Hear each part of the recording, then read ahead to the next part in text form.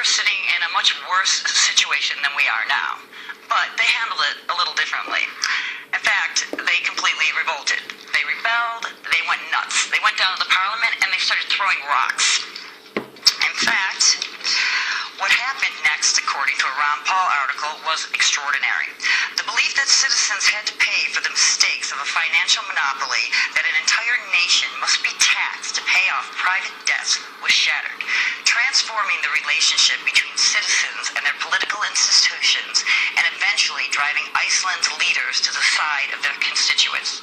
The head of state, Olafur Ragnar Grimsson, refused to ratify the law that would have made Iceland citizens responsible for its bankers' debt and accepted calls for a referendum.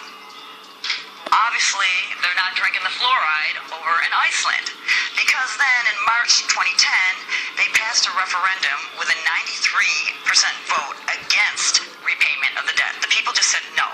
Iceland chose the route of protecting its populace, the taxpayer, from absorbing more debt so that the global banking oligarchy could be made whole.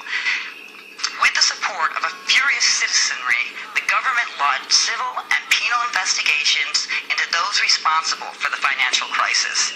They went out with arrest warrants for the ex-president.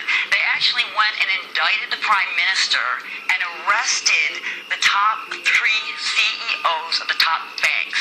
That's how Iceland handled it. So, this is what else they did.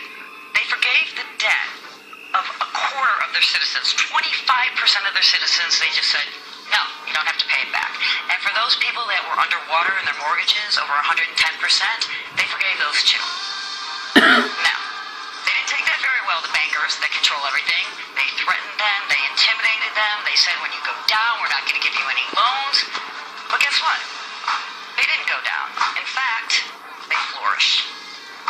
On top of it, they wrote a new constitution. This is what they did. The people of Iceland elected 25 citizens from among 522 adults not belonging to any political party, but recommended by at least 30 other citizens. This document was not the work of a handful of politicians, but was actually written on the internet. The constituents' meetings were streamed online, and the citizens could send their comments and suggestions, witnessing the document as it took shape. The Constitution that eventually emerged from this participatory democratic process will be submitted to Parliament for approval after the next elections. So they rewrote the Constitution. They actually threw the politicians out. They got people, normal people, that the other people at all decided that these were the best people, and then they put it online. I mean, talk about democratic. Okay, so how did that turn out? Everyone said it was going to go down, it was this big experiment, because we really haven't heard, right? Well, I'll tell you how it turned out.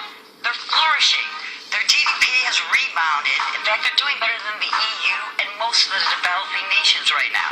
And according to the Fitch rating on Bloomberg, the unorthodox crisis policy response in Iceland has succeeded. So, the takeaway is QE1 didn't work, QE2 didn't work, and QE3 is certainly not going to work.